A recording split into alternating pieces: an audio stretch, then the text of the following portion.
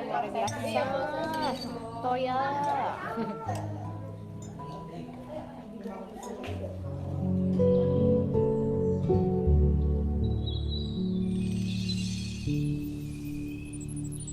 Side to side.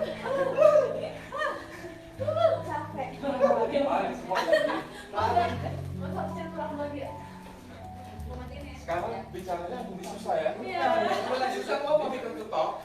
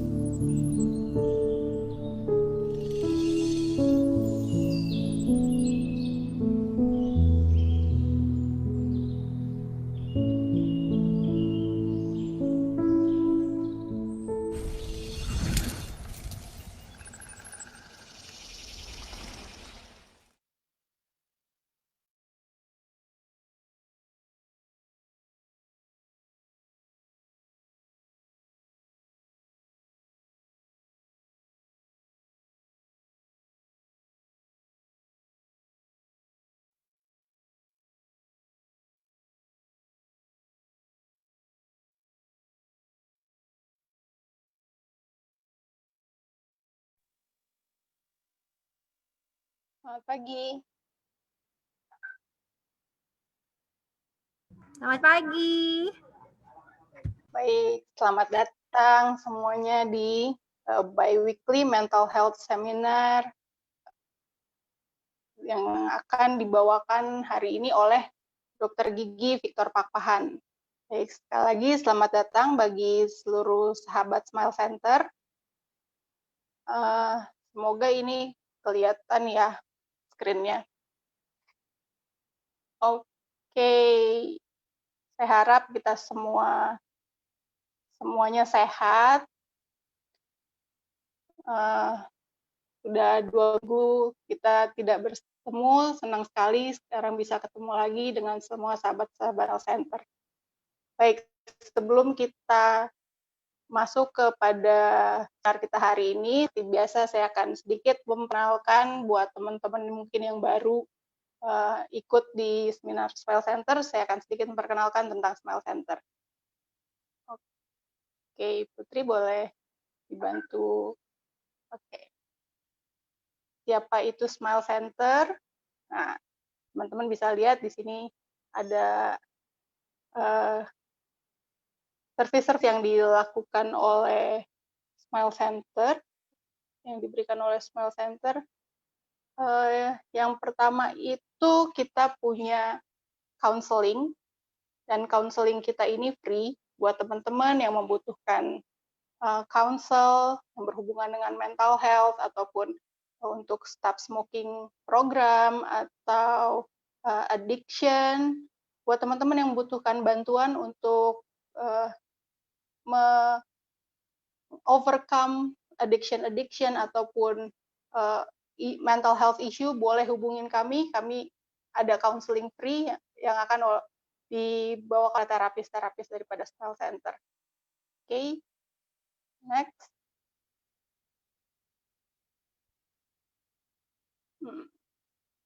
Kenapa Smile Center didirikan? Kita udah tahu bersama bahwa penyakit pikiran itu udah ada di mana-mana di seluruh dunia, bukan hal-hal baru, tapi mungkin akhir-akhir ini di masa pandemi ini penyakit mental ini lebih diberikan spotlight oleh masyarakat saat di masa-masa seperti ini. Jadi sepertinya sekarang udah nggak tabu kok untuk membicarakan tentang Smile Center, dan kami percaya bahwa 9 dari udah nggak tabu untuk membicarakan tentang mental health. Dan itulah sebabnya Smile Center didirikan, karena kami percaya bahwa 9 dari 10 penyakit pikiran itu berasal dari pikiran, dari 9 dari 10 penyakit fisik itu berasal dari pikiran. Oke, dan Smile Center ini didirikan untuk membantu teman-teman yang sedang terbebani dalam perasaan-perasaan yang salah, dan kita akan melakukan pendekatan yang holistik untuk mendapatkan kesehatan yang sempurna, baik mental maupun jasmani kita. Oke, next. Oke, inilah pendekatan yang diberikan oleh Smile Center melalui physical, mental, emotional, dan juga spiritual. Dan semuanya itu connected antara satu sama lain, dan itulah yang akan memberikan kesehatan holistik bagi tubuh kita. Oke, ini program-program kita ada health exhibition, ada juga stop smoking program, ada counseling, mental health seminar yang seperti kita lakukan saat ini. Dulu kita lakukannya offline, tapi sekarang kita melakukannya online. Jadi apapun yang terjadi, kita akan tetap melayani sahabat-sahabat Smile Center. Kita juga akan mengikuti bisa mengikuti depression recovery program melalui perubahan gaya hidup. Dan kita juga ada 10 days wellness program. Jadi untuk teman-teman yang tertarik mengikuti program-program Smile Center, boleh hubungi tim Smile Center. Nanti kita akan share nomornya. Oke, ini juga ada at workout yang diadakan setiap hari Minggu jam 7 pagi. Jadi teman-teman, ayo kita semua bergabung setiap hari Minggu jam 7 pagi untuk kembali mendapatkan kesehatan holistik tadi. Karena kita udah masuk di masa-masa seperti ini yang sepertinya kita semua juga udah semakin sadar akan kesehatan kita. Jadinya kita juga harus selalu berolahraga. Siapkan waktu setengah jam, 1 jam untuk berolahraga. Oke, untuk teman-teman yang membutuhkan ini depression test sama nikotin test, silakan di-scan barcode yang ada di screen masing-masing, atau boleh di-foto dulu screen kita ini untuk next bisa mengikuti tes yang ada di bit.ly/addiction_test dan juga bit.ly/nicotine_test. Next. Ini seminar-seminar yang sudah kita lakukan sebelumnya dan teman-teman juga udah pernah ikuti. Next. Oh, oke. Saat ini Smile Center juga bekerja sama dengan teman-teman yang lain yang juga aware akan mental health. Jadi ada beberapa podcast yang sudah diisi oleh tim-tim Smile Center, bisa dilihat di screen kita ini, ada beberapa podcast yang dapat didengarkan. Salah satunya itu di Sehat Seutuhnya. Dan teman-teman juga bisa melihat program-program Smile Center di YouTube channel kita, thesmilecenter.org. Dan jangan lupa follow Instagram kita di @thesmilecenter.org untuk mendapatkan update-update tentang program-program Smile Center selanjutnya.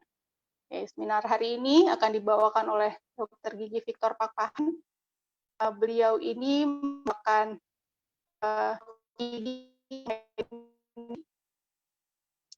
daerah Flores, NTT, tapi ini sedang tugas kuliah untuk mengambil spesialis bedah gigi ya dok di Universitas Indonesia. Nanti beliau akan lebih memperkenalkan tentang di dunia dental health ini. Oke, Put. Oke, sebelum kita masuk ke seminar, kita bisa sama-sama berdoa. Kita berdoa. Ya Allah kami, ya Tuhan kami, terima kasih atas pada kami mana boleh mendengarkan tentang seminar kesehatan gigi dan kesehatan mental. Tuhan tolong supaya yang dapatkan ini buat kami untuk mendapatkan kesehatan yang maksimal dalam hidup kami. Berilah pembicara Dr. Victor supaya dia juga boleh menyampaikan ilmu-ilmu yang baru yang boleh membantu kami untuk mendapatkan kesehatan yang seutuhnya. Terima kasih Tuhan. Amin. Oke, mungkin admin ada video dulu yang mau di-share sebelum kita masuk ke seminar hari ini. Hi guys, this is Evan. I will always be thinking, what could I have done more to have prevented this from happening? Suicide and mental illness is not talked about openly. I'm Doreen, I'm the mother of Evan Low. I'm Elaine, mother of Zen. Evan was 11 years old when he passed away through suicide. My son Zen took his own life about 1 month before his 18th birthday.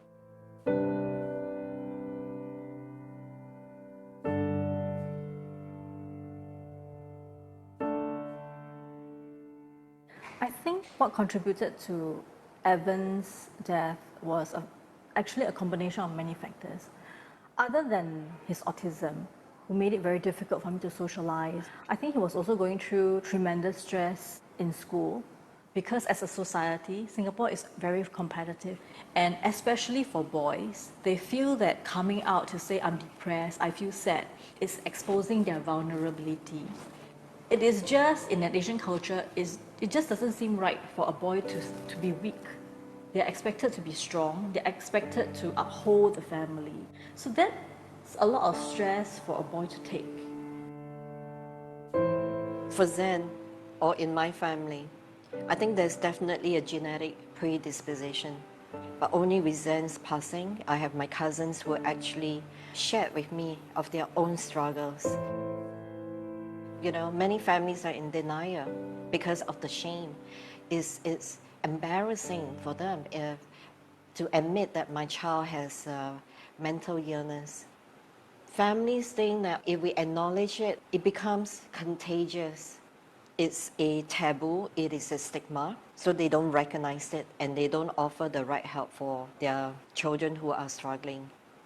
I've known of some fellow suicide bereaved mothers that their own family do not even know that their child has taken his own life or her own life. Instead, they would actually say, oh, she's gone away to school. They might get ostracized, or the family member would be upset with them and says, why are you shaming us?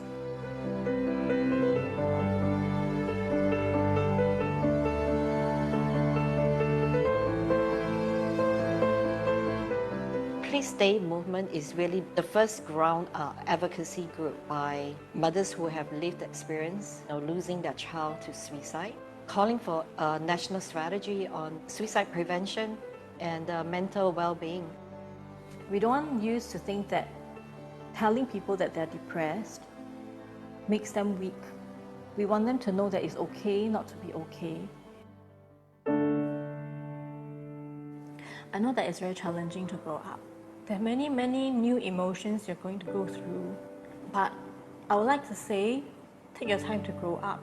You don't need to meet the expectations of anyone. And your life is very, very precious to a lot of people who loves you.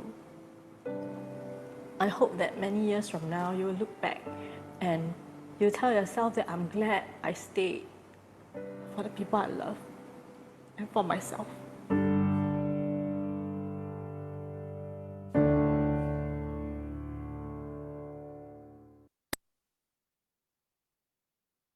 Baik, terima kasih. Video yang sangat bagus sekali. Ini terjadi di Singapura, tetapi teman-teman percayalah bahwa ini nggak hanya di Singapura, ini nggak hanya di luar negeri, tapi di sekitar kita juga banyak kasus-kasus yang sama yang sebenarnya mental health issue ini diderita oleh hampir semua orang. Semua memiliki mental health issue, tetapi kita Smile Center di sini juga ada untuk membantu kita semua, teman-teman semua untuk memberikan respons yang lebih baik kepada isu-isu mental yang kita sedang hadapi. Jadi kalian tidak sendirian, kita tidak sendirian, kita selalu ada untuk teman-teman semua. Oke, kita akan masuk ke seminar hari ini. Silakan Dr. Victor. Baik, selamat pagi.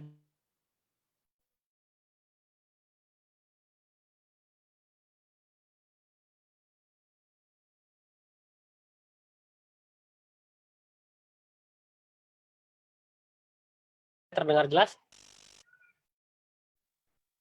Putus-putus, Dok. Oh, halo. Kalau sekarang?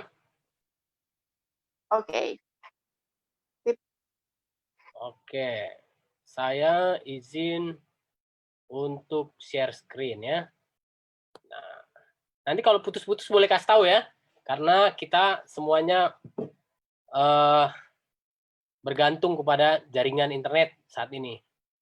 Nah, terima kasih kepada Smile Center yang sudah memberikan kesempatan dan waktu yang baik kepada kita semua bisa berkumpul dari online ini untuk belajar bersama-sama, terlebih untuk dapat kita mengingat bahwa efek-efek dari mental health ini sangat berpengaruh ke berbagai hal.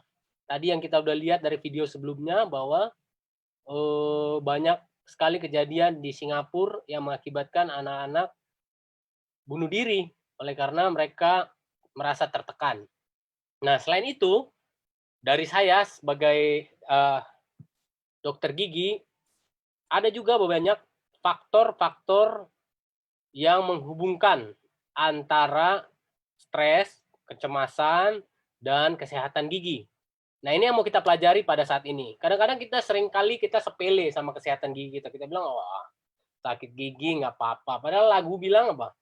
Lebih baik sakit hati daripada sakit gigi. Nggak sakit gigi lebih sakit lagi katanya. Lebih nggak enak.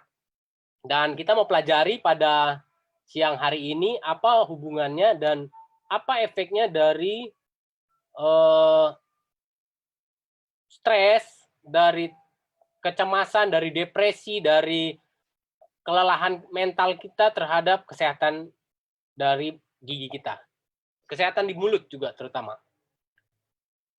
Saya tadi sudah diperkenalkan, nama saya Victor Pakpahan. Saat ini, tadinya saya bertugas di Flores sana, tapi sekarang saya diminta untuk sekolah lagi. Saya sedang sekolah mengambil bedah mulut di Universitas Indonesia. Saya sudah punya istri, anak saya 2, lagi saya kurung di luar supaya nggak mengganggu di dalam. Pada saat ini kita akan belajar. Seringkali kita bukan belajar ya, sharing. Karena saya juga perlu banyak belajar. Seringkali kita ini seperti ini ya, dalam kegiatan kita sehari-hari, kepala kita seperti berasap ya. Kami ini sering banget kasih ilustrasi, wah, lu udah berasap lu tuh, udah ada asapnya, keluar dari kepala, keluar dari telinga. Karena apa? Karena dipenuhi oleh berbagai macam tekanan. Tekanan dari pekerjaan, tekanan dari keluarga, tekanan dari hutang, sehingga kepala kita itu rasanya udah mau pecah gitu. Karena apa? Banyak masalah, banyak hal-hal yang mengakibatkan kita stres. Bahasa singkatnya adalah stres. Kita mau lihat di sini bahwa stres itu adalah reaksi tubuh katanya, yang oleh karena ada reaksi dari daya atau event-event yang dari luar, baik itu dan itu menyebabkan gangguan fisik, gangguan emosi, dan gangguan mental. Jadi stres ini juga bisa menyebabkan gangguan fisik. Kalau kita mengikuti Smile Center ini udah beberapa seri, banyak sekali yang menyebabkan gangguan yang disebabkan oleh stres. Karena gangguan stres ini menyebabkan gangguan fisik. Termasuk yang hari ini kita akan pelajari adalah gangguan dari gigi. Gangguan dari mulut oleh karena akibat stres. Kalau stres katanya di bagian 2 ini dibilang ada hormon yang dilepaskan, yaitu hormon kortisol. Hormon kortisol ini kalau kita pelajari itu menyebabkan menekan daya tahan tubuh. Menekan daya tahan tubuh. Kalau sekarang lagi tren ya, zaman Covid ini katanya imun harus ditingkatkan. Imun harus diperkuat kalau zaman Covid ini. Karena pada saat kita stres, imun kita akan tertekan. Kami sekarang di bedah mulut diberikan libur. 1 hari masuk, 1 hari libur, 1 hari masuk, 1 hari libur. Supaya nggak terlalu stres. Karena kalau stres banyak, maka imun akan turun. Kalau terlalu banyak pekerjaan, imun akan turun. Karena apa? Ada hormon kortisol tadi. Stres itu bagian yang umum. Bagian yang normal dari kehidupan. Setiap orang pasti ada efek stresnya. Tapi stres yang berlebihan dapat mempengaruhi kesehatan dan juga mempengaruhi gaya hidup. Nah, biasanya orang stres itu dia sukanya kalau yang merokok ya, lebih banyak merokok. Merokok lebih banyak. Orang yang stres itu lebih suka minum alkohol. Orang yang stres itu dietnya akan terganggu. Bawaannya pengen makan terus. Ini penelitian. Yang saya ambil ini semua ada dari penelitian. Orang yang stres itu katanya nggak suka menjaga kesehatan giginya. Malas sikat gigi. Jadinya apa? Pengennya tidur aja. Mau sikat gigi juga lupa. Nah, individu, orang-orang berbeda-beda dalam menyikapi stres ini. Ada yang santuy, ada yang nggak santuy. Ada yang karena temennya banyak yang menguatkan dia, ada yang karena sering ikut seminar Smile Center, jadi begitu stres ya udah lepas. Ada orang yang beribadahnya kuat sehingga stresnya dilepaskan ke atas. Jadi dia nggak stres. Ada orang yang hidupnya sendiri, ya udah stresnya apa? Ditelan bulat-bulat, nggak ada teman untuk apa? Bercerita. Katanya di sini dibilang bahwa orang-orang mempunyai banyak sumber-sumber stres, termasuk dari anak-anak. Wah, anak-anak yang bandel, anak-anak yang nakal, yang bikin orang tuanya stres. Karena misalnya anaknya narkoba, atau anaknya putus sekolah, atau anaknya bikin masalah. Orang tua jadi apa? Stres. Ada juga stresnya berasal dari tempat tinggal. Wah, tempat tinggalnya tempat banyak pencurian. Tempat tinggalnya macam-macam. Jadi membuat stres. Ada juga stres karena apa? Kurang duit, kurang makan, tempat tinggal tidak memadai. Dan ini menyebabkan sama seperti perempuan ini. Rambutnya apa? Mau naik terus. Karena apa? Stres. Di jurnal yang saya dapatkan bahwa stresor atau penyebab stres itu umumnya ada 4. Seperti ada saudara atau keluarga yang meninggal. Kita menjadi apa? Stres. Ada juga dari tetangga, dari lingkungan. Itu juga menyebabkan kita apa? stres. Lingkungan tempat kita tinggal, ada juga dari bos, dari tempat pekerjaan, itu membuat kita stres. Ada juga ke rutinitas sehari-hari, karena setiap hari kerja, setiap hari belajar, stres. Tidak ada apa? Tidak ada variasi dalam kehidupan. Membuat itu apa? Stres. Nah, seperti tadi dibilang, pada saat kita stres, pada saat kita nggak menanggapi atau mengatasi stres itu dengan baik, dapat membuat hormon kortisol ini terproduksi dengan banyak. Dan dapat membuat kita dalam menjaga kesehatan ini jadi berkurang. Karena kita apa? Sibuk mencari pelepasan, sibuk mengubah gaya hidup kita. Termasuk gaya hidup dalam menjaga kesehatan gigi. Banyak sekali penyakit-penyakit mulut yang dapat disebabkan, penyakit di dalam mulut yang disebabkan oleh stres. Saya ambil beberapa contoh saja. Karena kalau semua diambil, nanti nggak cukup waktunya. Yang pertama adalah bruxism. Ini yang paling sering terjadi oleh karena stres. Bruxism itu adalah yang orang yang suka gitu, kalau tidur. Dia giginya beradu. Nah, itu menyebabkan kalau kita lihat di gambar sini, giginya menjadi tumpul. Tidak lagi berbentuk seperti ini, cantik. Ini cantik, senyuman yang cantik adalah seperti ini. Tapi banyak orang yang stres, giginya menjadi bruxism. Pada saat terjadi bruxism, itu kekuatan mengunyahnya, kekuatan menggigitnya 10 sampai 20 kali lipat dari kekuatan mengunyah yang biasa. Jadi kalau kita yang suka makan daging, kita kan paling akannya ya secukupnya lah ya gigitnya. Tapi kalau kita bruxism yang diakibatkan oleh stres, itu 10 sampai 20 kali lipat dari kekuatan mengunyah yang biasa. Dan itu katanya umumnya gigi berkontak itu, gigi atas dan gigi bawah beradu, paling banyak itu 20 sampai 30 menit sehari. Tapi kalau area bruxism sepanjang malam, wah, bayangkan efeknya apa? 20 sampai 30 kali lebih kuat beradu. Apa nggak otot ini capek, apa nggak gigi ini aus? Nah, mungkin kita masih bingung. Gimana sih bruxism yang dimaksud dokter ini? Nah, coba kita lihat video yang ini.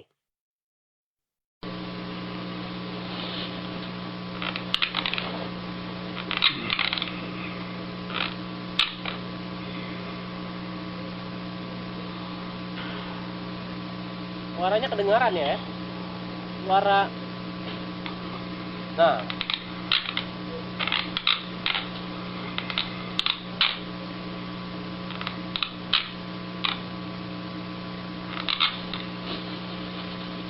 Suaranya kedengaran nggak ya?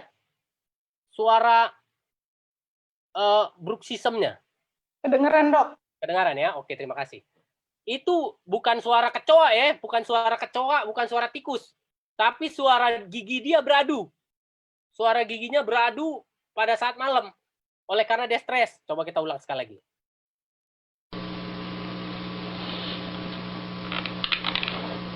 Suaranya cukup keras ya. Karena dikatakan ini suaranya 10 sampai 20 kali lipat dari kekuatan yang biasa. Jadi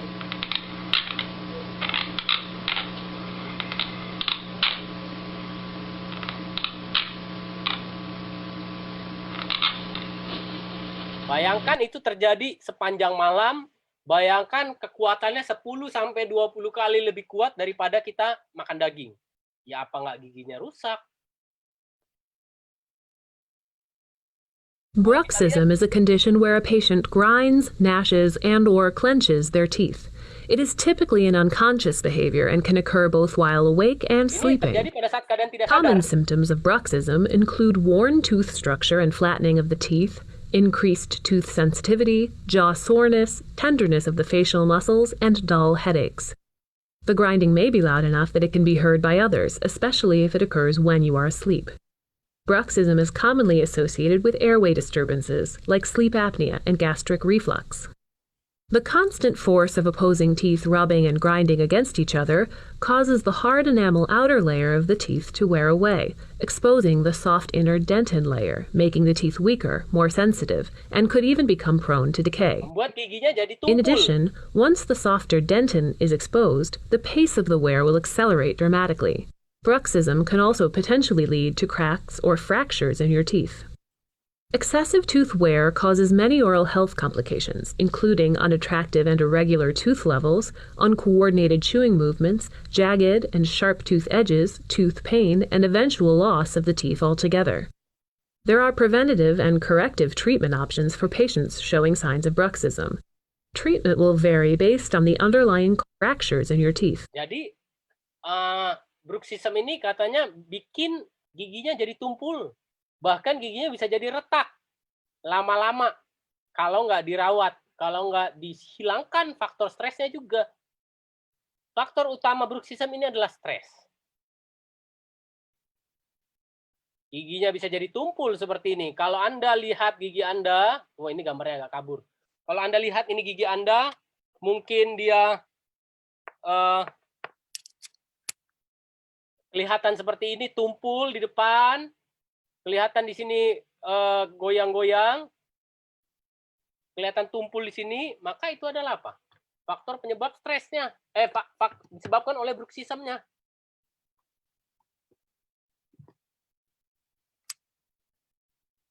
Oke, sebentar saya cas dulu. Oke, siap.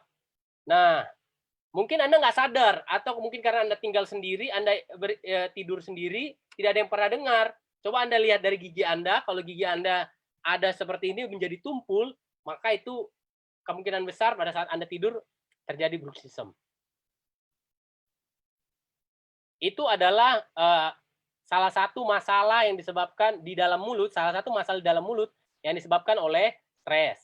Yang berikutnya adalah temporomandibular disorder. Jadi di dalam mulut kita ini ada rahang. Rahang kita ini namanya, yang menyatukan rahang atas rahang bawah ada namanya TMJ, temporomandibular joint. Nah, pada saat TMJ ini banyak kita stres, ini akan menjadi ada gangguan di sini, di jointnya ini, di joint antara rahang atas dan rahang bawah. Nah, karena tadi kita banyak karena stres, bruxism terjadi, maka sering menggigit-gigit gini sepanjang malam dengan force yang kuat, maka lama-lama di sini otot-otot akan capek yang nggak harusnya dipakai, tapi karena dipakai malam-malam tanpa kita sadar, menjadi capek. Stres ini menyebabkan TMD ini mengalami gangguan. Walaupun malam kita nggak merasa kita bruxism tadi, clenching tadi yang klik klik klik klik klik. Nah, tapi pada saat kita lama-lama kok kita rasa kok pada saat gua buka mulut ada bunyi-bunyi aneh ya. Pada saat gua buka mulut kok udah nggak lurus lagi bukanya, udah bengkok. Atau lama-lama kita rasa apa?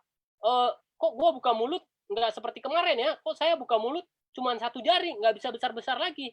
Padahal nggak ada gigi berlubang. Karena apa? Karena otot di sini sudah nyeri. Karena ototnya dipakai secara overuse. Oleh karena apa? Bruxism tadi. Nah, ini contohnya. Ada teman kita yang temporomandibularnya ini, di ujung sini yang menyatukan rahang atas rahang bawah, dia mengalami gangguan, sehingga berbunyi-bunyi pada saat makan. Coba kita dengar. Hey, my name's Mike, and I want to show you guys my really loud jaw click. It is really bothersome, especially when I eat. And so I can make it like really loud, but usually it's just like this. But I can make it louder like this.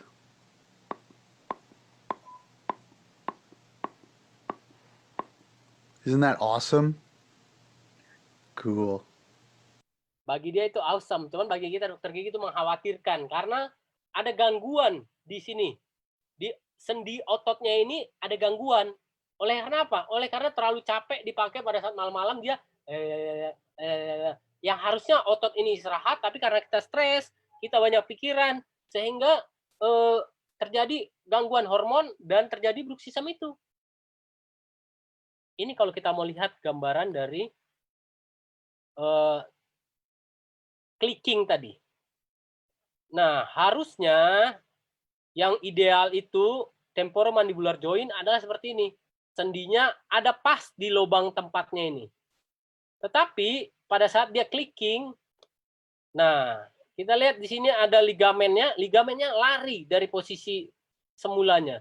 Sehingga itu pada saat Anda buka mulut, klik, klik, klik, kayak tadi saudara kita tadi. Karena apa? Karena sudah tidak di posisi semulanya lagi. Karena overuse tadi yang dibilang. Diakibatkan oleh stres. Nah, ada satu lagi yang lebih parah. Selain bunyi klik, nanti kita lihat. Ini adalah yang ideal. Bahwa ligamennya itu, pelindungnya itu pas di tempatnya. Tapi pada saat dia sudah keluar dari posisinya, lihat. Dia menjadi nyeri. Sehingga dia buka mulut pun udah nggak maksimal. Buka mulut nggak bisa maksimal. Karena apa? Tertahan oleh rasa nyeri. Di bagian joinnya ini. Itu juga salah satu disebabkan oleh stres. Stres akan mengganggu pergerakan otot di mulut. Pada saat mulut akan selalu terus membuka tutup, maka join ini akan capai, maka ada kemungkinan juga ligamen ini akan lepas dari posisinya semula dan mengakibatkan bunyi klik klik klik klik klik klik pada saat Anda buka mulut. Dan terlebih kalau udah sampai cukup lama, maka dia akan mengganggu pembukaan mulut saudara. Pembukaan mulut terganggu, maka intake makanan kita pun akan terganggu. Intake makanan terganggu, maka kita akan lebih mendapatkan masalah lebih lanjut. Hal ini disebabkan oleh apa? Oleh stres. Awalnya oleh stres, pemicunya adalah oleh stres, oleh depresi, oleh kecemasan yang kita tidak tangani dengan baik.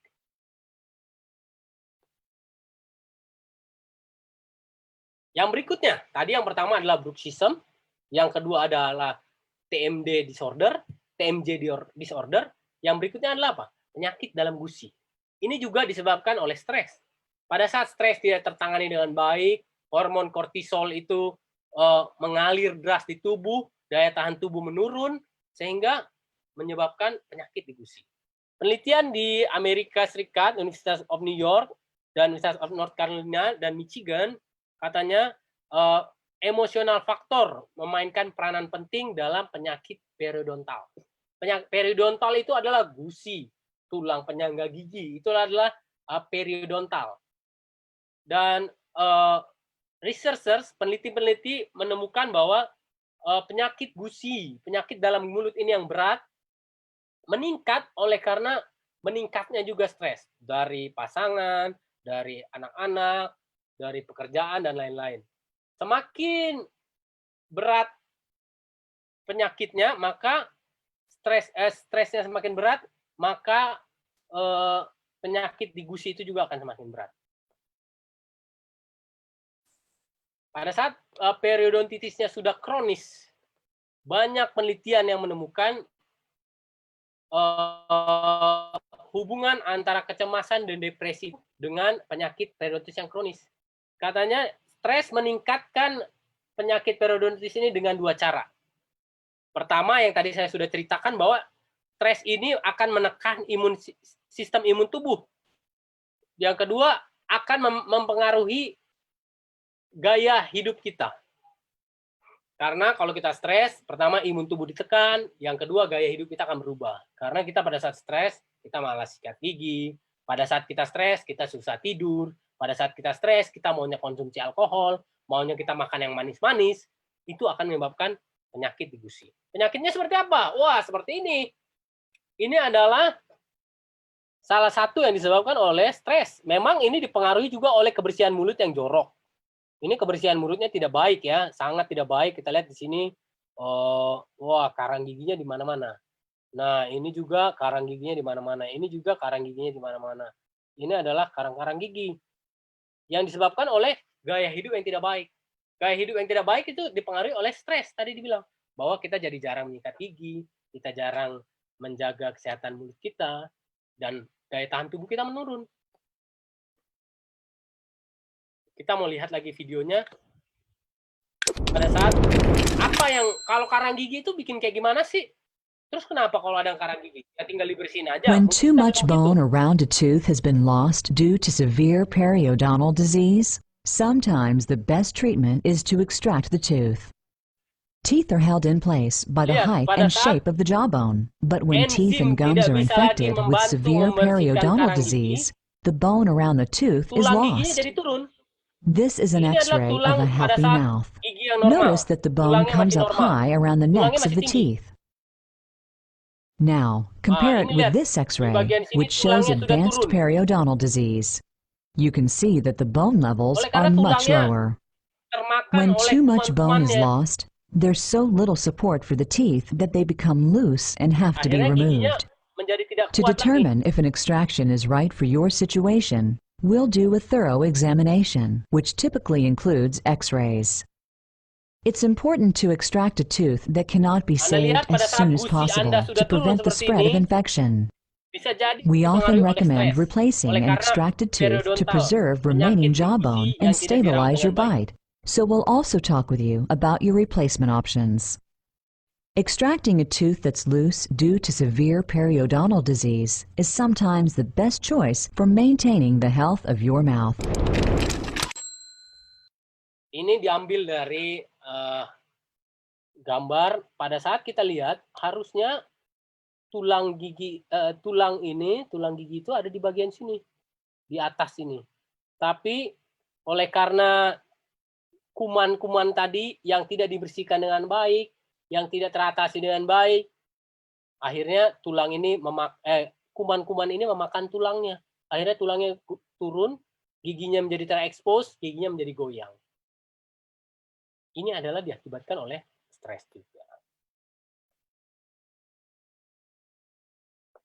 Jadi penelitian juga menyebutkan semakin tinggi tingkat stres dan tingkat depresinya, semakin berat juga penyakit periodontitisnya.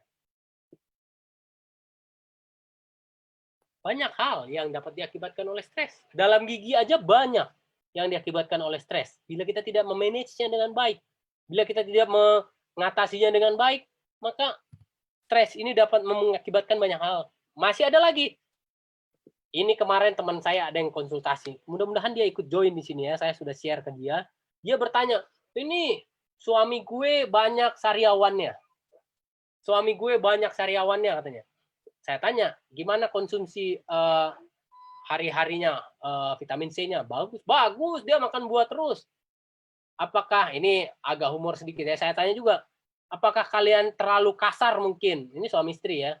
Terlalu kasar mungkin jadi ada dia luka-luka di bibirnya ya. Bisa jadi ya, kita nggak tahu. Suami istri ini kan mungkin ada yang terlalu dahsyat gitu.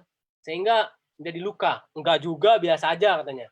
Kadang-kadang sariawan, kanker source ini disebut juga ulcer di mulut atau sariawan.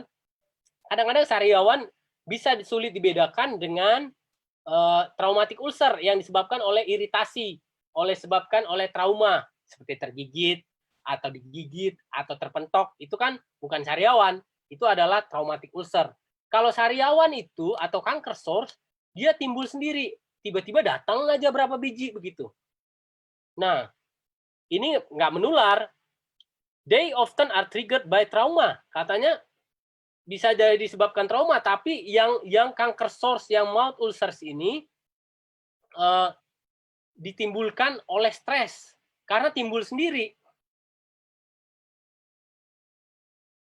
Dibilang di sini di satu penelitian di Academy of General Dentistry Clinical, katanya sariawan ini sering timbul pada saat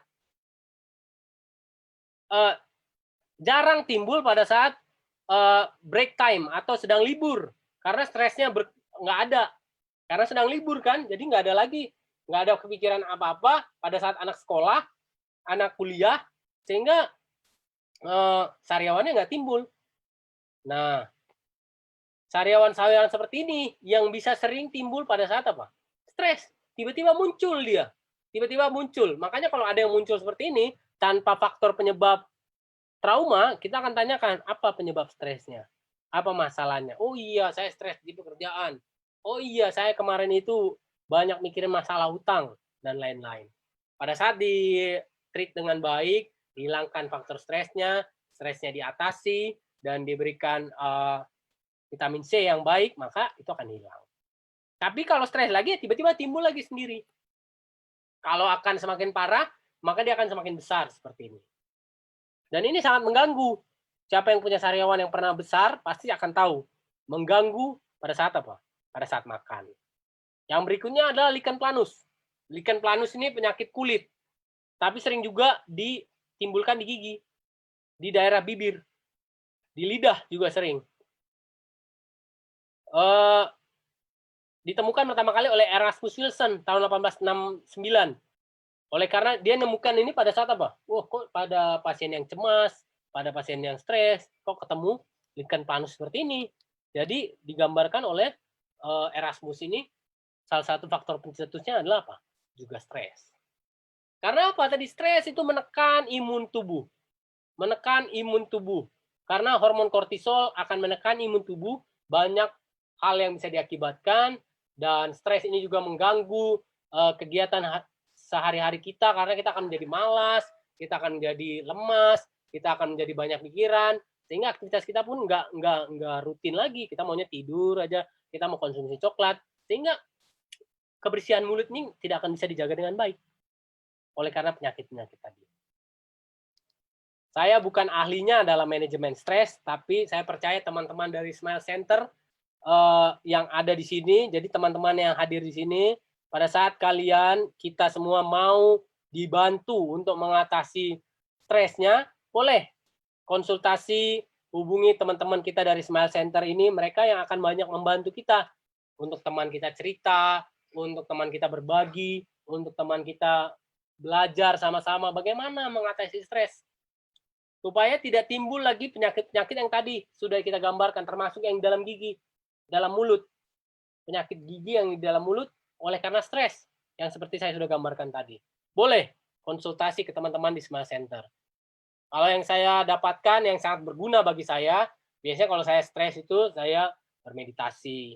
Bermeditasinya bukan di gunung sana, tapi meditasi mendekatkan diri lagi kepada Tuhan. Pada saat banyak beban yang tidak bisa saya atasi, yang tidak bisa saya pikirkan, beban di masa depan, maka saya lebih mendekatkan diri kepada Tuhan.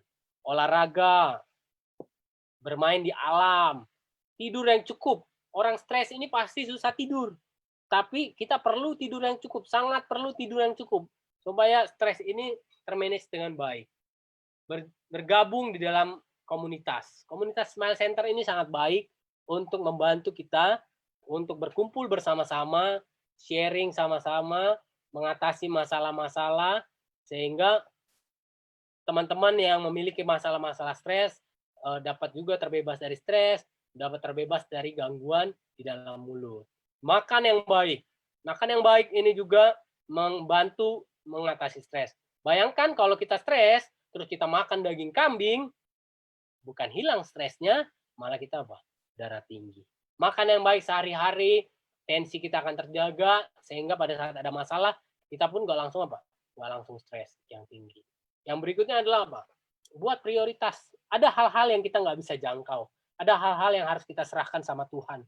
Ada hal-hal yang nggak bisa kita mengerti di masa depan hidup kita. Nggak usah kita menjangkau terlalu jauh, nggak usah kita mikir lagi, oh gimana nih. Ada hal-hal yang harus kita kerjakan sekarang, yang nanti kita serahkan sama Tuhan. Wah, kita suka bonus ya. Tadinya pembahasan saya sampai situ saja. Tapi saya mau kasih bonus pada saat ini. Saya kalau ada pasien, yang pasien misalnya dia suka nawar kan. Oh dok, jangan segitu dong, kurang. Nggak usah deh, nggak usah nawar. Saya bilang, saya kasih bonus. Bonusnya apa dok? Cabut 1 gratis 1. Saya bilang, wah dia bingung. Jangan deh, kalau gitu nggak jadi bonusnya. Ini bonus ya. Bonus dari seminar kita pada saat ini, saya memberikan pentingnya juga kita menjaga makanan kita. Karena Tuhan ini sudah kasih gigi kita itu sangat unik, sangat berbeda dengan gigi karnivora. Banyak kita menggunakan gigi kita ini dengan tidak sesuai, dengan tidak peruntukannya, sehingga gigi kita ini rusak sebelum waktunya. Sama seperti mobil yang bukan untuk mobil balap, tapi dipakai di trek balap, sehingga mobil ini akan cepat rusak. Begitu juga gigi kita tidak pakai untuk sesuai peruntukannya, maka gigi kita akan cepat rusak. Gigi kita Tuhan ciptakan sama seperti gigi siapa? Apakah gigi singa ini? Bukan. Gigi kita Tuhan ciptakan sama seperti gigi monyet, yaitu ada gigi taringnya 1. Tidak seperti kawan singa ini. Singa ini gigi taringnya banyak. Maka dia memang diciptakan untuk apa? Untuk mencabik dengan banyak. Tapi kalau kita hanya 1, yang kita cabik sedikit saja. Dan kita banyaknya apa? Grinding untuk menghaluskan banyak gigi molar atau gigi geraham. Nah, kita lihat kalau karnivora itu kan gigi apa ya, makanan apa yang didesain untuk manusia? Ya kita lihat, gigi kita mirip gigi siapa? Tadi saya sudah bilang, gigi kita ada mirip dengan giginya kera. Persis, giginya kera. Kera makannya apa? Buah, sayur, kacang. Itu adalah makannya kera. Kera dikasih daging mau nggak? Nggak mau. Karena dia tahu gigi saya bukan didesain untuk itu. Kalau gigi dikasih daging itu adalah giginya karnivora. Dia makannya daging. Atau giginya omnivora yang giginya taring banyak. Nah, kalau gigi kita juga tidak seperti gigi kuda. Gigi kuda itu giginya rata semua. Nggak ada taringnya. Dia memang makannya rumput. Kalau kita masih ada taringnya, karena kita perlu makan apa? Kacang-kacangan. Perlu makan apa? Buah. Kita tidak hanya makan rumput. Jadi gigi kita itu didesain untuk makanan seperti kera. Yaitu makanannya apa? Buah-buahan, sayur-sayuran, kacang-kacangan. Itu yang sudah didesain Tuhan. Seringkali kita nggak menggunakannya dengan baik. Seringkali kita memaksakan gigi kita untuk memakan yang tidak seharusnya. Sehingga gigi kita akan rusak. Pak dokter ini so tahu. Nggak apa-apa, saya makan bertahun-tahun, makan daging, biasa-biasa aja. Saudara-saudara, saya semenjak di bedah mulut, saya sudah pernah ceritakan ini juga, saya banyak menemukan pasien yang mendekat, yang sampai ke ajalnya oleh karena gigi. Pasien ini datang di IGD jam 1 malam, di tempat kami, datang dengan kondisi yang sudah parah. Oleh karena apa? Giginya, faktor penyebabnya adalah giginya. Giginya sudah banyak yang jelek, dan menyebabkan giginya bernanah. Nanahnya itu sudah sampai di leher. Bahkan kalau dilihat sudah sampai di dada. Kumannya itu sudah sampai di dada dari gigi. Dan mempengaruhi jantung. Itu yang dibilang infeksi endokarditis. Sampai ke jantung, kuman yang berasal dari gigi. Dan pada akhirnya, di giginya padahal sebenarnya nggak ada lubang yang banyak. Karang giginya banyak yang menyebabkan infeksi kumannya sampai ke seluruh tubuhnya. Jadi kita nggak bisa sepele akan kesehatan gigi kita karena ini akan mempengaruhi juga masa depan hidup kita. Pertanyaannya sama kita sekarang, kapan terakhir Anda membersihkan gigi Anda? Kapan terakhir kali Anda memeriksa gigi Anda? Oleh karena banyak faktor stres, pasti gigi Anda juga mungkin banyak masalah, kesehatan mulut Anda terganggu. Mari, rajin tetap ke dokter gigi untuk periksa apakah gigi saya ada bermasalah oleh karena stres. Terlebih, managelah stres kita dengan baik, sehingga kesehatan kita akan terjaga, sehingga kesehatan gigi kita pun akan terjaga. Terima kasih dari kami. Sekian dari sikat gigi, dari odol, dan dari dental floss yang Anda gunakan untuk menjaga kesehatan gigi Anda. Terima kasih. Saya kembalikan ke MC. Terima kasih, Dok. Insight-insight yang begitu menarik. Kita nggak pernah nyangka kalau isu di gigi itu sampai mematikan ya. Memang kayaknya sakit gigi itu ya sakit banget, tapi nggak mikir kalau itu mematikan. Dulu saya pernah punya bos, kalau ada orang izin sakit gigi, dia kayak, aduh jauh dari mulut nggak bakal mati loh, gitu. nggak usah izin jauh dari perut nggak bakal mati, nggak usah izin. Tapi ternyata mematikan gitu. Oke, untuk teman-teman yang mau bertanya, silakan boleh melalui chat box ataupun ada feature raise hand, nanti kita bisa buka untuk Ya, silakan teman-teman yang mau bertanya.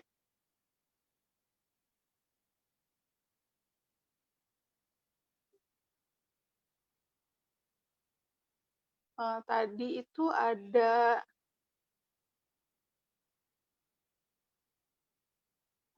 yang mau nanya, Pak Edi Setianto. Sorry, Pak Raymond Gosal. Silakan Pak, kalau mau bertanya.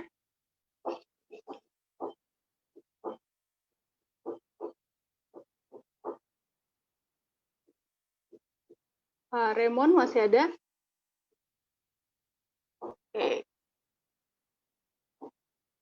Kalau nggak ada, saya mau sedikit.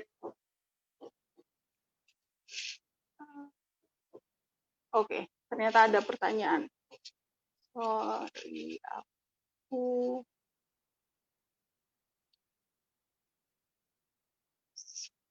sebentar ya. Oke, ada pertanyaan dari Winda Afrilia. Selamat pagi, dokter. Saya izin bertanya, apa saja tanda dan gejala dari seseorang yang sudah mengalami kelelahan pada otot dan membuka mulut yang tidak simetris dengan kelainan TMJ, dan bagaimana pengobatannya? Itu satu. Oke, mau dijawab dulu atau dikumpulkan dulu nih, Dok? Dijawab dulu, takut saya lupa nanti. Oke, siap. Oke, baik. Saya coba menjawab. Kelelahan otot yang pertama itu tanda-tandanya biasanya pada saat buka mulut ya. Pada saat buka mulut yang normal itu di atas 3 jari. Nah, itu yang normal. Pada saat buka mulut Anda sudah tidak mencapai 3 jari, berarti ada masalah. Masalahnya itu bisa dicari. Mungkin ada gigi berlubang yang menyebabkan adanya abses. Itu bisa membuat kadang-kadang pasien saya itu buka mulutnya 1 jari doang. Jadi cuma sampai segini. Saya minta maksimal tidak bisa lagi 1 jari saja. Itu. Yang berikutnya kalau kita melihat kelelahan ototnya, biasanya diraba di sini. Pada saat dia buka mulut, ada nggak rasa nyeri? Pada saat buka mulut, ada rasa nyeri nggak di kiri kanannya, di bagian joinnya itu tadi. Nah, terus dirasa juga. Biasanya kami rasa itu pada saat dia buka mulut dan menutup mulut, harusnya buka mulut dan tutup mulut itu simetris, rata. Tapi pada saat buka tutup mulutnya sudah begini dulu, baru ke atas lagi, membentuk huruf. Jadi nggak simetris lagi. Nah, pada saat itu pasti ada gangguan di TMD-nya. Kalau tanya pengobatannya apa, itu udah lain dong. Itu udah udah bicara honor, nggak bercanda saya. Pada saat tanya pengobatannya ya nggak bisa, ya harus kita konsultasi, harus ketemu, harus dipegang, harus diraba, baru kita bisa tahu pengobatannya apa lebih lanjut. Apakah itu sudah cukup berat atau masih ringan? Nanti kita akan periksa lebih lanjut. Tapi saya bilang begitu, bahwa dilihat dari buka mulutnya, kalau normal 3 jari ke atas, dan kalau buka tutup mulutnya tidak ada hambatan, masih lurus, berarti masih baik. Dan diraba di sini, ada nyeri nggak pada saat buka tutup mulut? Kalau ditekan, tekannya jangan ragu-ragu, tekannya kencang. Nah, pada saat di situ ada nyeri, berarti mungkin ada gangguan ototnya di sana. Penyebabnya apa? Ya bisa jadi stresnya tadi. Terima kasih. Oke, thank you dok. Jadi tadi di self assessment ya sebenarnya itu untuk lihat kelainan-kelainan itu. Oke, next question dari Pak Raymond. Mau tanya penyebab mungkin ini penyebab karang gigi yang pertama itu apa aja, dan karang gigi itu menyebabkan apa? Oke, baik. Karang gigi itu penyebabnya pertama kesehatan gigi yang buruk, kesehatan mulut yang buruk. Udah pasti dia jarang sikat gigi. Jadi karang itu timbul karena demineralisasi dari glukosa, dari gula yang bersatu dengan enzim yang ada di mulut yang tidak dibersihkan dengan baik sehingga dia membentuk karang. Dan itu akan mengeras seperti gambar yang saya sudah share tadi. Dia mengeras dan Lama-lama karangnya itu akan memakan tulang giginya. Tulang yang akan memegang gigi itu akan termakan lama-lama dan giginya akan menjadi goyang.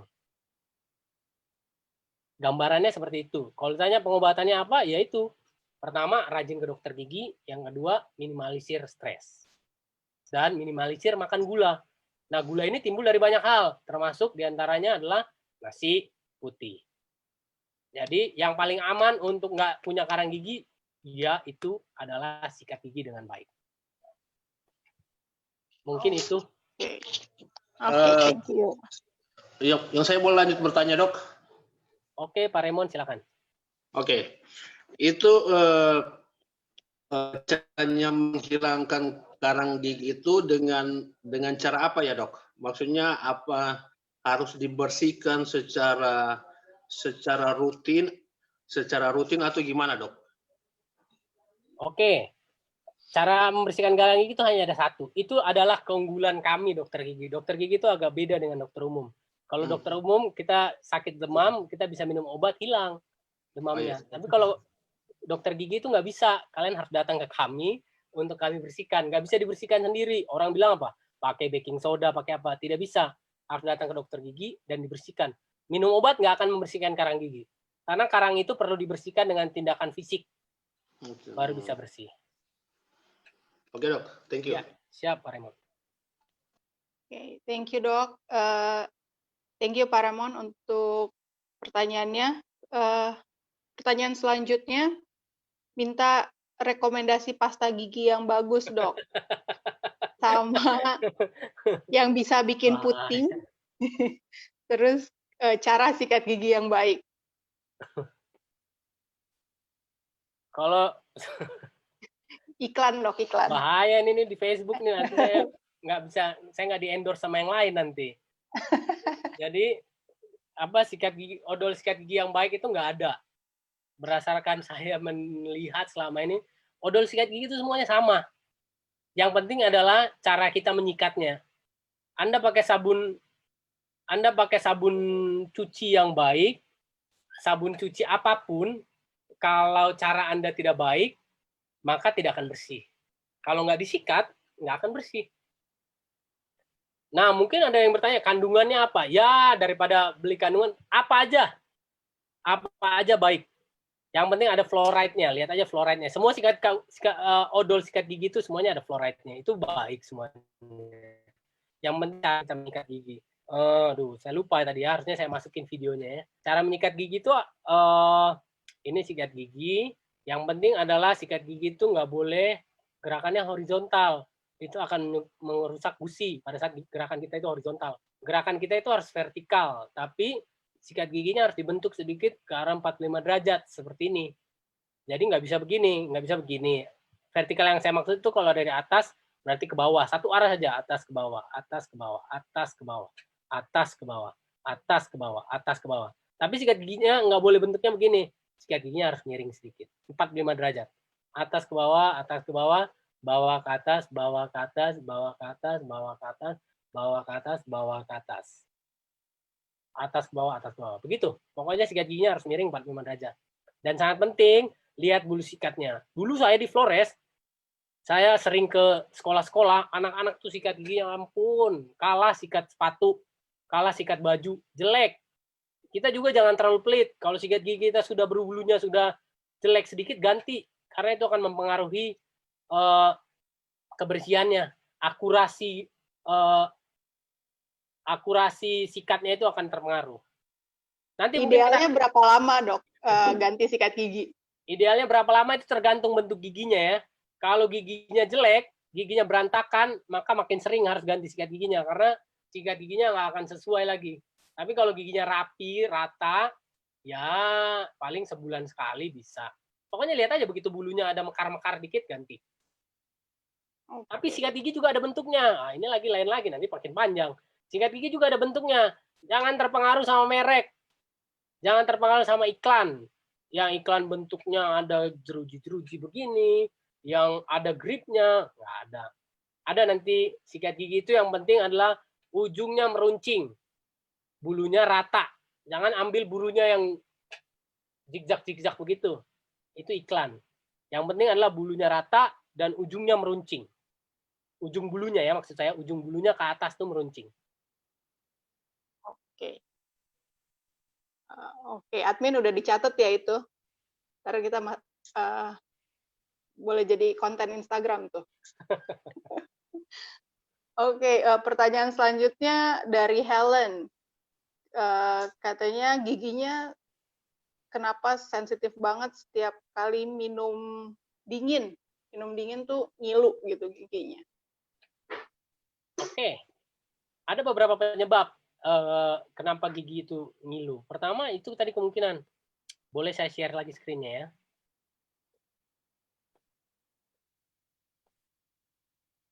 Untuk Helen, lihat pada saat gigi kita itu seperti ini ya, yang ini deh. Pada saat gigi itu sudah terekspos dari tulangnya, harusnya tulang itu menutup sampai ke paling nggak gigi itu hanya kelihatan sepertiga. Tapi pada saat gigi kita sudah terekspos sampai seperti ini, di gambar ini bahwa gigi kita 2/3 terlihat begitu.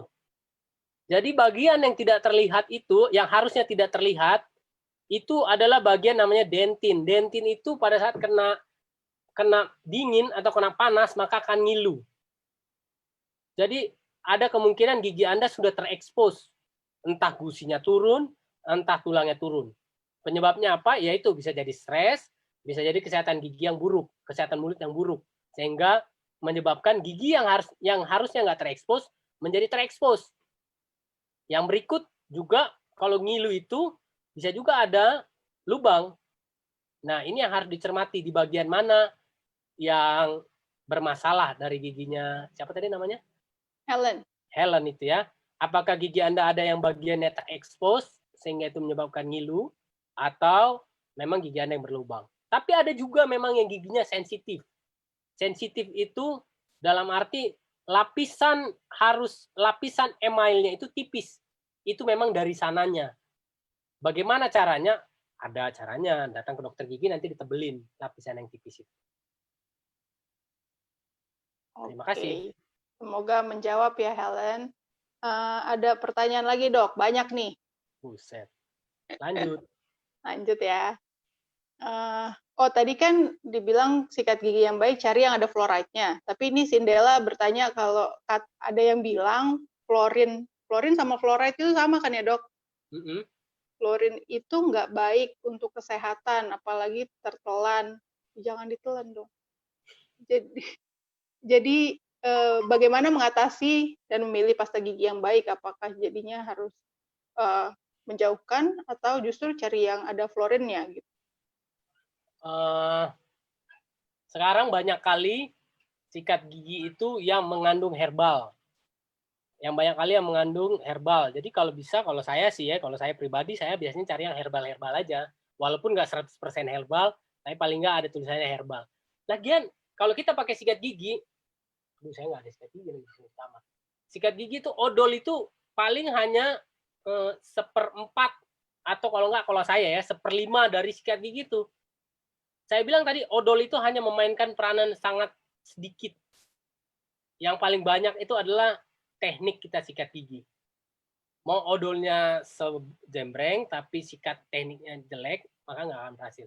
Tapi kalau odolnya murahan tapi sikat tekniknya benar, maka itu akan lebih banyak membantu. Selain teknik yang benar, datang ke dokter gigi 6 bulan sekali. Jangan terpengaruh masalah odol. Itu semua ya iklan saja. Oke. Menjawab ya Sindela. Oke, dari Erni Tampu Bolon. Gusi saya sering bengkak. Itu kira-kira apa penyebabnya, Dok? Dan juga aroma mulut bisa tidak sedap padahal kadang kita habis sikat gigi. Terima kasih. Oke. Kalau gusi bengkak itu ada juga beberapa penyebabnya ini. Kalau kita lihat di gambar ini, yang paling gambar A ini gusinya bagi kami dokter gigi, ini gusinya bengkak nih. Gusinya bengkak dan ini pasti kalau sikat gigi berdarah. Oleh karena banyak karangnya. Jadi Erni coba lihat dulu, apakah di giginya banyak karang gigi enggak? Kalau nggak banyak tapi gusinya bengkak, coba lihat lagi.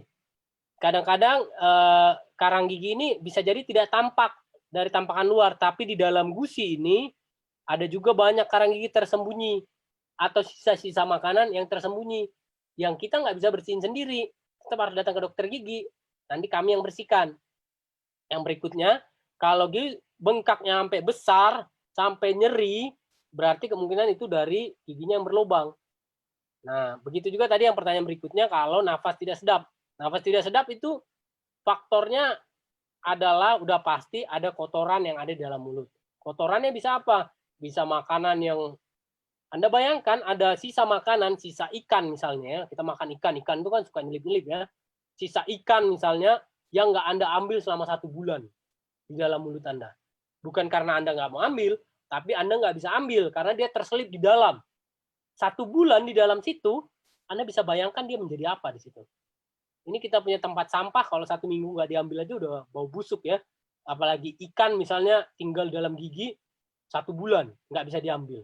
Wah, itu akan sedap sekali ya wanginya. Nah, jadi wangi nafas tidak sedap itu bisa disebabkan oleh hal itu. Kenapa ada bisa makanan terselip di dalam gigi, di dalam mulut? Pertama, ada karena lubang masuk makanan ke dalamnya, kita nggak bisa ambil karena sikat kita nggak didesain untuk mengambil lubang itu. Atau terselip di sela-sela gigi, kita nggak bisa ambil karena sikat gigi kita nggak didesain untuk ambil itu. Pokoknya penyebabnya adalah makanan yang tertinggal itu yang menyebabkan bau mulut. Yang bau mulut berikutnya adalah walaupun gigi kita misalnya udah bersih nih, udah clean, saya baru dari dokter gigi, katanya gigi saya bersih, mantap, tapi mulut saya tetap bau. Nah, itu harus periksa lagi di dalam lambung. Dari dalam lambung, gasnya itu bisa menyebabkan juga bau mulut. Nah, itu harus diperiksa lagi ke dalam, ke penyakit dalam. Coba periksa apa ada masalah di lambung Anda yang bisa menyebabkan bau mulut. Mungkin saya bisa menjawab sedikit. Ada pertanyaan tambahan tentang itu juga, ada hubungannya nggak bau mulut dengan stres, Dok? Oke, ini saya juga coba cari. Karena dulu saya pikir juga bau mulut itu ada hubungannya dengan stres. Tapi saya lihat-lihat, saya coba cari jurnalnya, sampai kemarin saya cari, belum ada hubungannya antara bau mulut dengan stres. Kalau stres dengan bau mulut, kalau stres dengan penyakit lambung, nah itu saya belum ketemu, karena itu bukan bagian saya. Bisa jadi stres itu dari dalam lambung, stres, sehingga lambungnya menjadi perih, dan itu yang menyebabkan mulut menjadi bau. Tapi kalau stresnya dengan bau mulut secara langsung, belum ada penelitian yang menyatakan seperti itu. Tapi kalau bau mulutnya dari lambung, dan lambung itu disebabkan oleh, sakit lambung itu disebabkan oleh stres, bisa jadi ada.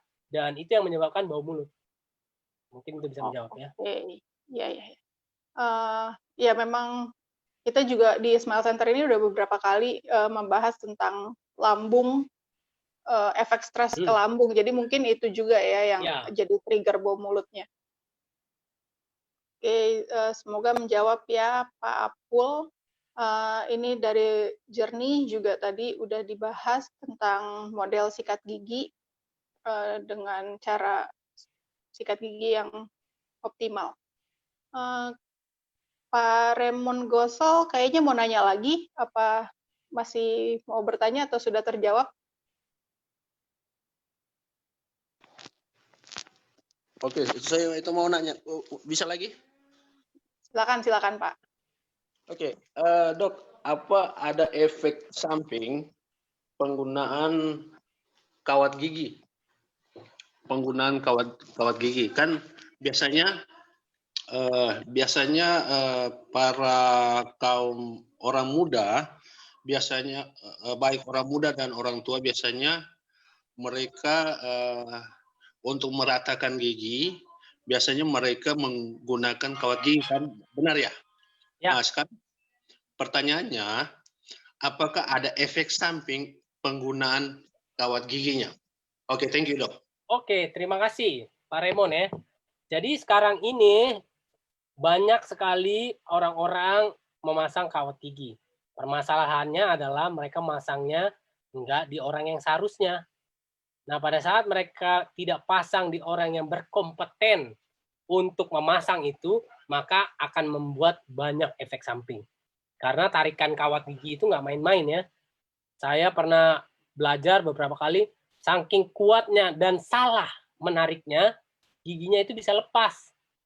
Akarnya bisa nongol ke atas, keluar dari gusi. Oleh karena tarikan gigi yang salah.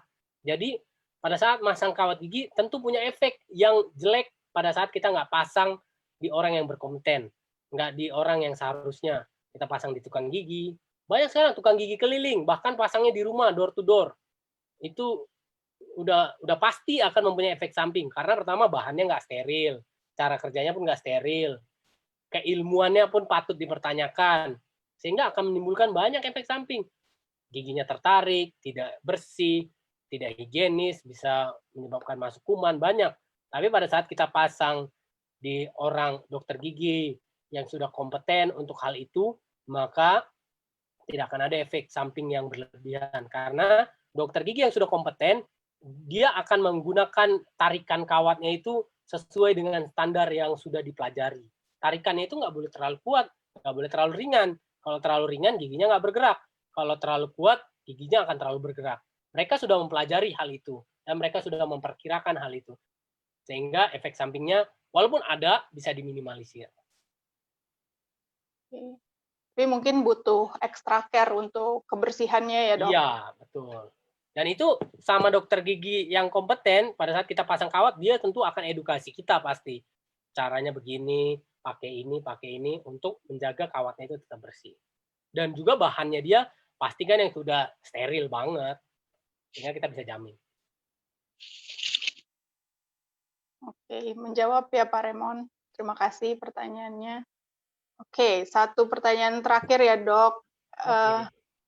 Apakah makan permen karet xilitol benar membantu setelah makan kalau belum sikat gigi? Xilitol, ini iklan nanti nih ya. Jadi permen karet xilitol itu katanya karena mengandung xilitol, dia membantu membersihkan. Saya belum menemukan ya jurnalnya untuk masalah itu, tapi ada kelemahan yang signifikan dari permen karet xilitol itu. Kelemahan yang signifikannya adalah dia akan membuat rahang kita nggak istirahat. Permen karet itu kelemahannya adalah dia akan membuat rahang kita nggak istirahat. Rahang ini penting banget untuk istirahat karena dia, itu tadi saya bilang bahwa seharusnya paling lama digunakan mengunyah itu 20 kali sehari, 20 menit, 10-20 menit sehari untuk mengunyah. Lebih dari itu maka dia akan ekstra kerja keras untuk giginya, untuk ototnya. Jadi kalau kita pakai permen karet, mungkin kita akan mengunyah itu sekitar 2-3 menit, maka itu akan terbuang waktu kita, terbuang waktu otot kita untuk istirahat. Nah, itu harus dipikirkan. Yang terbaik adalah pada saat habis makan ya sikat gigi.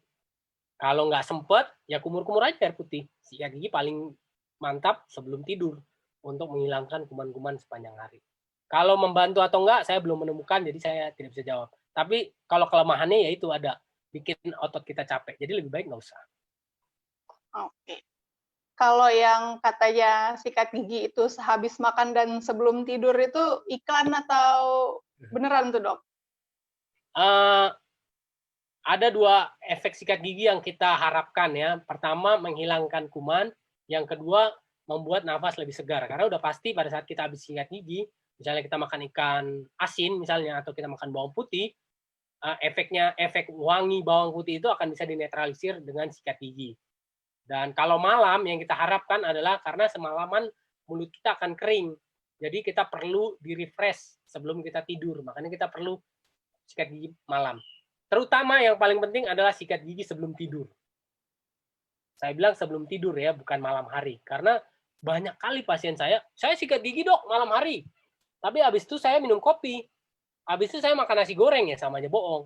Makanya sikat gigi itu sebelum tidur. Persis sebelum tidur, sehingga tidak konsumsi apa-apa lagi. Jadi habis sikat gigi jangan konsumsi apa-apa lagi. Karena yang kita harapkan adalah habis kita sikat gigi, mulut kita udah bersih, udah fresh untuk tidak dimasukkan apa-apa sepanjang malam. Kalau habis makan, yaitu untuk menghilangkan efek baunya dan menjaga kebersihannya. Cuman kadang-kadang kita nggak sempat. Ya kalau nggak sempat nggak apa-apa. Tapi kalau malam itu wajib harus sempat. Kalau pagi, efek yang kita harapkan tadi itu. Karena sudah semalaman tidak fresh, jadi supaya nafas kita segar, wajib sikat gigi pada pagi hari. Semua ada efek-efek yang dipertimbangkan kenapa kita harus jadi sesuai waktunya tadi. Oke. Thank you dokter. Terima kasih buat teman-teman yang sudah bertanya juga. Saya rasa sampai di sini seminar kita. Dokter, terima kasih. Jangan bosan-bosan direpotin Smile Center. Oke, teman-teman semua, saya mau mengingatkan kalau bulan Oktober ini adalah bulan mental health. Jadi buat teman-teman semua, be mindful to your surroundings. Jadilah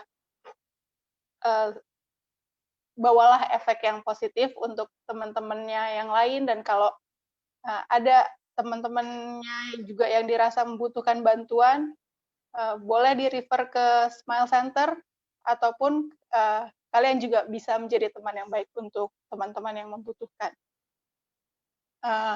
Oke, dari admin, apakah ada tambahan?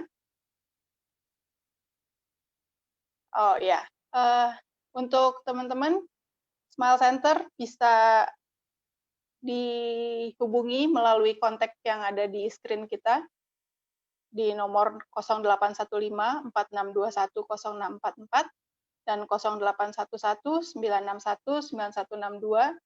Bisa juga melalui email thesmilecenterjakarta@smilecenter.org, atau bisa dilihat di website kita juga smile-center.org, ataupun Instagram, Facebook, dan YouTube kita @thesmilecenter.org, dan juga Twitter @thesmilecenter.org.